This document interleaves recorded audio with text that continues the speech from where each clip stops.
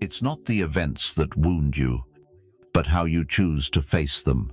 Picture this: your mind races. Words spill faster than you intend, and your focus drifts from what truly matters. In a world loud with noise, where quick opinions are mistaken for strength and hasty reactions pass for wisdom, many men lose their way. They're drained, scattered, and disconnected from their inner power.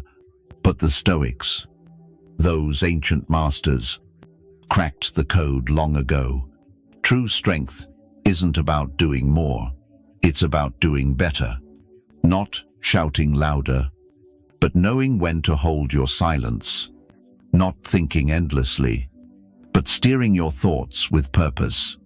In this video, you'll uncover how Stoic wisdom, crafted for men, helps you reclaim focus, sharpen your mind, and act with intention. You'll learn to master what's within your reach, tame your inner voice, and build a presence that speaks louder than words, even in silence. If you've ever felt like you're drowning in distractions, you're not alone. But today could mark the start of your journey back.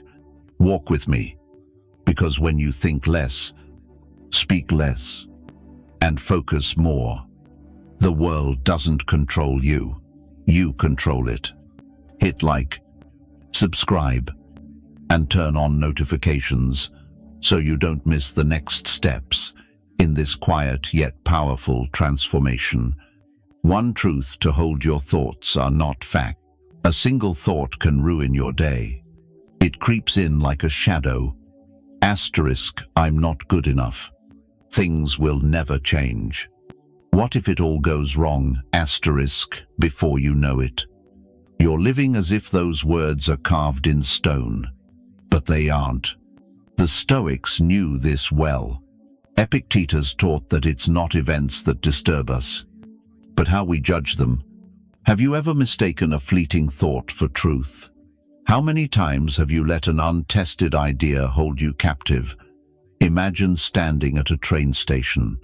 Each thought is a train passing by. Some carry regret, others anger, some fear. You don't have to board every train. You can stand firm, breathe deeply, and watch them pass. This simple act, observing without reacting, is a Stoic practice that cuts through inner chaos. When you're trapped in thought, you lose control. But when you step back and observe, thoughts lose their grip on you. I recall a late-night talk with a colleague, a respected leader known for his calm. He admitted waking each morning with a knot of anger in his gut, not from external events, but from the whispers of his mind the moment he opened his eyes. Asterisk, you're not enough. You're messing it all up. Asterisk. For years, he lived as if those thoughts were his sentence. Then he met Marcus Aurelius and learned something profound. He could create distance. He could say, asterisk, I'm having the thought that I'm failing. Asterisk. That small shift in words changed everything. He was no longer the failure, just a man with a passing thought. Like clouds, like smoke. If you don't feed the fire, the smoke fades. This isn't about denying thoughts or forcing positivity that's just dodging reality. It's about recognizing your mind generates thoughts automatically. Not every thought serves you. Some are echoes of old wounds, inherited fears, or unfiltered reactions. You are not those thoughts. You are the space where they arise, the one who decides which to nurture and which to release. Stoic practice begins with this awareness. You don't need a mountain retreat or endless meditation, just a few minutes daily to pause and observe. When a thought stings, don't fight it. Don't cling to it. Just watch it. Ask yourself, is this true? Do I have proof? Does it strengthen or weaken me? Asterisk, if it doesn't serve you, let it go, not with anger, but with calm, like dropping a stone you no longer need to carry. Bit by bit, you carve out inner space. In that space, something unshakable emerges: clarity, stillness, enduring strength. This isn't magic, it's discipline. It's returning to the present, standing firm at the station, rooted in yourself. The Stoics didn't aim to stop thinking, but to tame it. An untrained mind is a wild horse, dragging you to places you don't want to go. But a disciplined mind becomes your ally, lighting the path ahead. Most importantly, it grants you freedom to walk it. Next time your inner voice says you can't, you're not enough, or it's too late, breathe. Don't board that train. Stay with yourself. Your thoughts don't define you. How you handle them does. That's where true strength lies: quiet, internal, unyielding. Marcus Aurelius knew this. A strong soul needs no justification. Some silences unsettle others, but others command respect. In a world where quick talk is mistaken for intelligence, choosing silence is rebellion, not against others, but against your own ego, the part that craves the last word, that aches to be heard. You're not here to prove anything. You're here to master yourself. I once knew a man in our office meetings everyone avoided, not because he was harsh, but because he was different. He spoke only when necessary. He listened. He watched. And when he finally spoke, his words hit like stone, not loud, but precise. He didn't argue or over-explain. He said only what mattered, and that made him unforgettable. The Stoics saw this as virtue. A wise man doesn't speak out of habit, but by choice. He avoids petty debates, knowing some battles are won by not engaging. Marcus Aurelius wrote that a soul grows stronger by staying calm amid the world's noise. The challenge is holding your ground when everything screams for a reaction. Choosing silence isn't fear, it's strategy. It's knowing when to speak and when to hold back. Not every jab needs a counter. Not every slight demands a reply. Not every moment requires your explanation. When you react to everything, you give your energy away. You scatter yourself. You unravel. But purposeful silence sharpens your mind. You become a man who acts with intention, not impulse. Stoics don't chase approval, they live by virtue. And part of that virtue is saying no more than necessary. Speak like a warrior measures his strikes. Knowing a careless word can cut deeper than intended. Think back to the last time you spoke impulsively: a jab, a defense, a point you didn't need to make. Was it worth it, or did it leave you hollow? Piecing together regret, silence, though, carries no remorse. It buys you time, restores clarity, and hands you back control. Silence makes you present. It forces you to listen, truly listen, not to argue or win, but to understand. Something shifts when you do.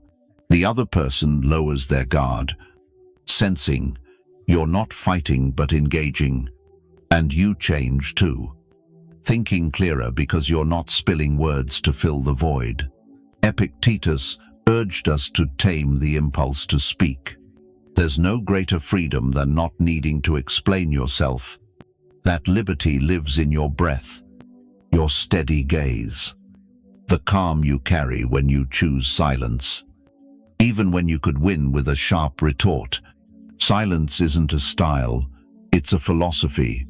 It reminds you that control begins with your tongue, True respect isn't demanded, it's earned.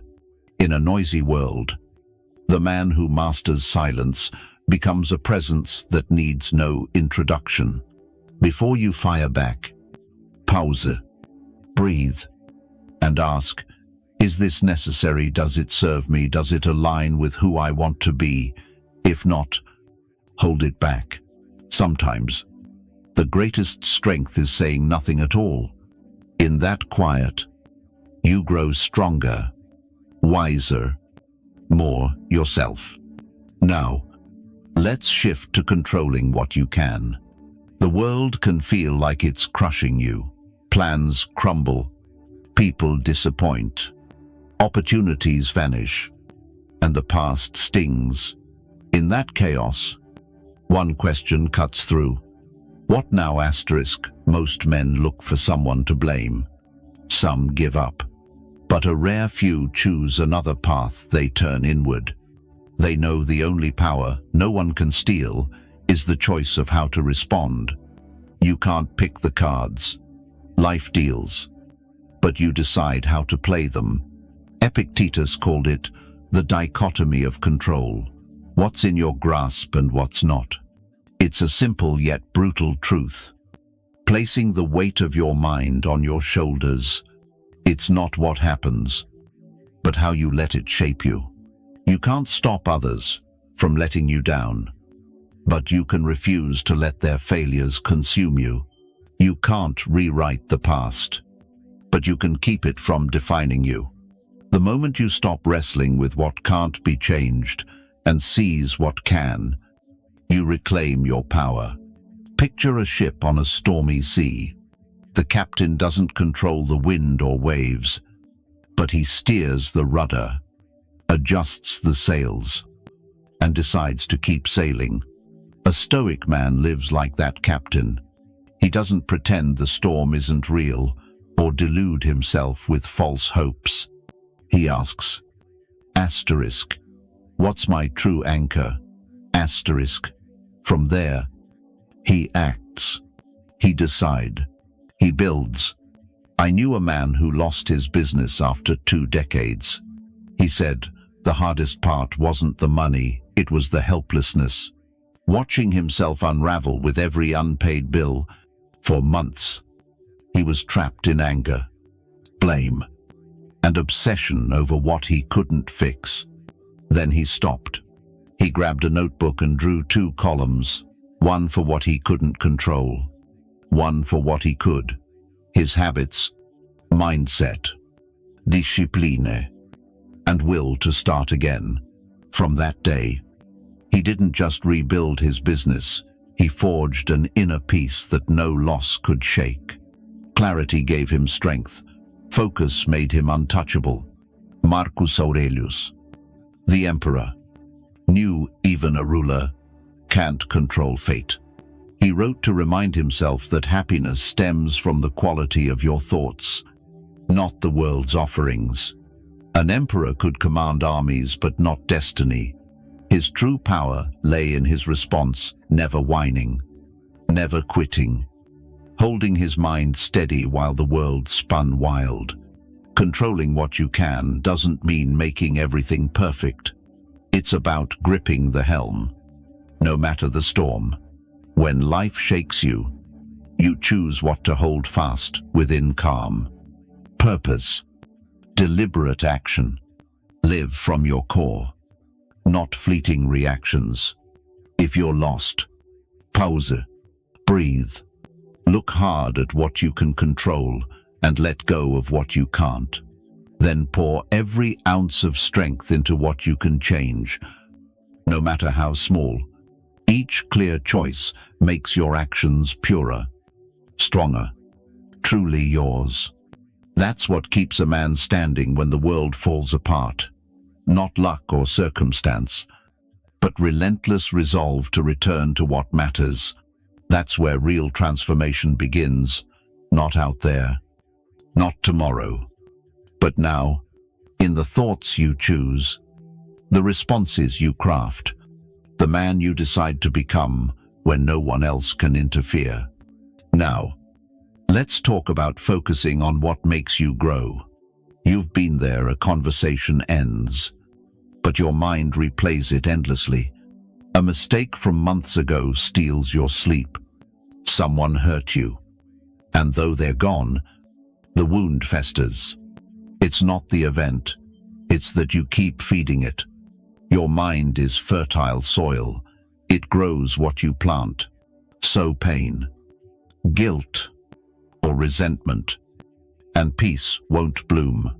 The problem isn't remembering, it's being stuck there, trapped in that moment, looping like a broken record. Sometimes you turn your mind into a prison, but you hold the key. You're not sentenced to stay there forever, because thoughts aren't a life sentence. They're a choice. This isn't about denying the past or pretending everything's fine. It's about redirecting your focus to what builds you. What makes you stronger? A man who keeps looking back won't move forward, no matter how fast he runs. Your effort is wasted if your mind clings to what can't be changed. But when you choose to look toward the light, something unlocks inside you, not loud, not instant, but real. That's where true growth begins. Marcus Aurelius, amid war, betrayal, and illness, wrote in quiet nights that the soul strengthens by focusing on what life demands today, not yesterday, not tomorrow, but now. The present, flaws and all, is the only place you can act. Your attention is the bridge between who you are and who you can become. Each time you catch your mind wandering and pull it back to now, you're training an invisible muscle called discipline. Picture a single day in your life. Thousands of thoughts flood your mind, some fleeting, some heavy. Yet only a few shape your actions, and only a few drain your strength. The secret isn't stopping thoughts from coming, but refusing to nurture the ones that don't serve you. I feel that struggle. We all do. A man once shared in a comment under a Stoic video I watched, "Every time I start moving forward, my mind drags me back to old memories, to someone who hurt me, and I lose hours reliving it like it's still happening." That's real. But the key isn't running from those thoughts. Face them. Acknowledge them. Then, with quiet resolve, decide not to give them space today, even for an hour. Channel your energy into what pushes you forward. The Stoics didn't hide emotions, they transformed them, using them as anchors to redirect focus to what you must let go. Transformation starts with a silent choice, where you place your attention each time you choose what builds you. Reading, training, creating you tell the world and yourself, "I won't waste another day on what I can't change." Asterisk, you don't control every thought, but you decide which ones stay. That choice, day after day, shapes who you are, your path, your strength. A strength that doesn't shout but shows in how you carry yourself, how you choose, how you quietly press forward while others stay trapped in their storms. Focus isn't a gift, it's a skill, sharpened through practice. Marcus Aurelius said your pain comes not from things outside you, but from how you see them. You can change that lens. Most men don't collapse under life's weight. They break because they fight it, wishing reality were different, longing for others to act right, or for the past to stop hurting. They crave a life that bends to their plans. But reality doesn't work that way. The more you resist what is, the more you exhaust yourself, the deeper the wounds grow. It's not the burden that crushes you, it's how you carry it.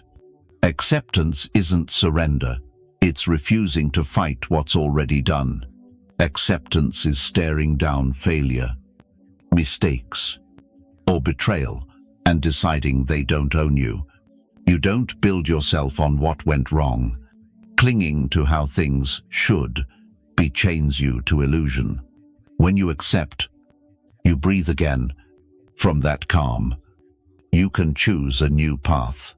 A man once emailed me, sharing how he spent years chasing his father's approval, striving to be the perfect son, the flawless professional, the unbreakable man. It was never enough. When his father passed, the pain was brutal. But worse was the unresolved weight of those years, trying to be seen, valued. Then he read Epictetus and realized freedom begins when you stop begging to be yourself. Living for someone else's nod is a life in shackles, even if they're invisible. That day, he started speaking to himself with respect, not because his father gave it, but because he chose to claim it. The Stoics taught you can't control how the world sees you, but you can shape how you see yourself. Everyone filters reality through their own scars, beliefs, and fears. If someone shuts you out, it doesn't mean you're worthless. It means they can't see your worth. But you must see it. You have to. The past can't be rewritten. It can only be understood and used as raw material to build anew. Acceptance is letting go of guilt, silencing the inner voice that replays what you should have done or could have avoided. When you accept what's done, you start again, not from nothing, but from experience. Resilience isn't just enduring, it's learning, growing through every fall. Not with anger, but with purpose. Not in haste, but with direction. Each blow that doesn't break you reveals who you are, showing what you can hold and what you must release. Yes, loneliness may come. When you stop living for approval, some will drift away. You no longer fit their mold. You're not easy to handle anymore. But that's part of freedom. Being alone to be truly yourself is better than being surrounded while losing who you are. So, when life doesn't go your way, don't ask, "Why me?" Ask, "What can I do now with what I have?"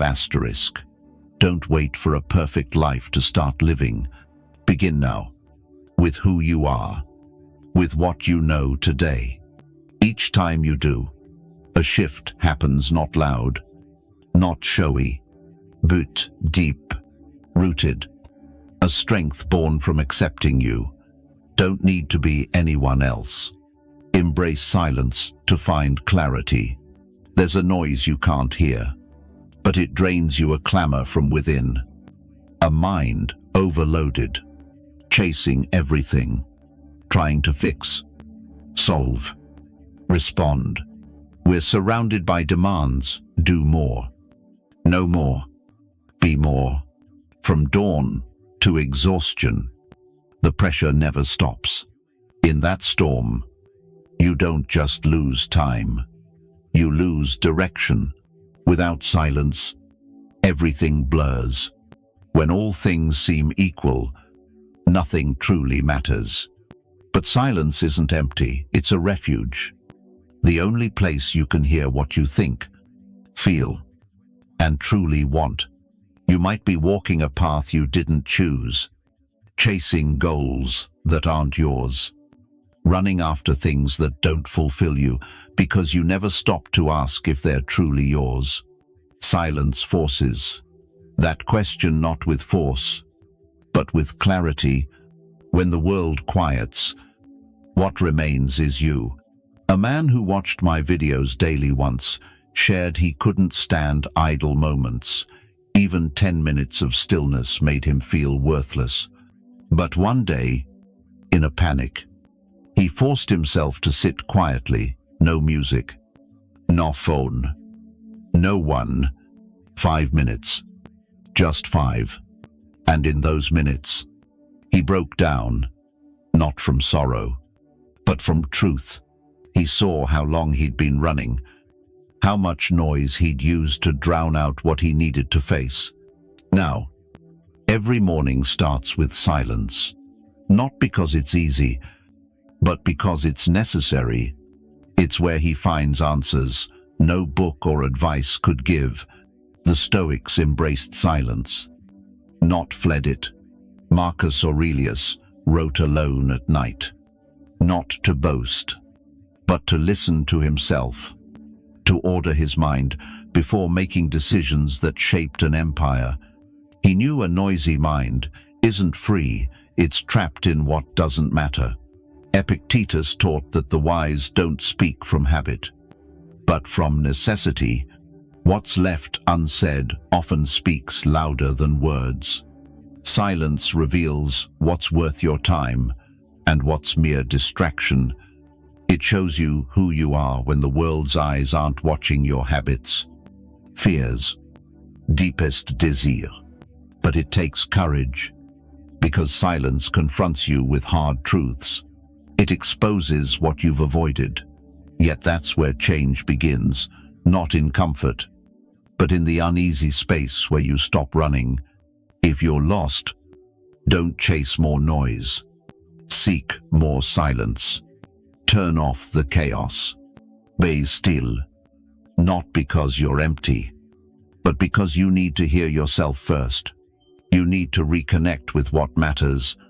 It's not out there in the next goal or answer.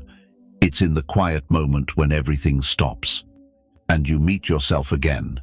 The world won't hush for you. There's always more news, demands, voice. But you can choose not to listen to it all. You can carve out a sacred space, a pause, where you return to the real you, not what others expect, not a shadow, but the man you are.